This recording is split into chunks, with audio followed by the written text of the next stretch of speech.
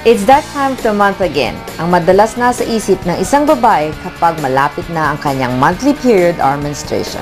At alam nating lahat na isa ito sa pinakamasakit na panahon para sa ating mga kababaihan, lalo na doon sa mga severe ang dysmenorrhea or menstrual cramps. Menstrual cramps are caused by uterine contractions that occur in response to prostaglandins and other chemicals.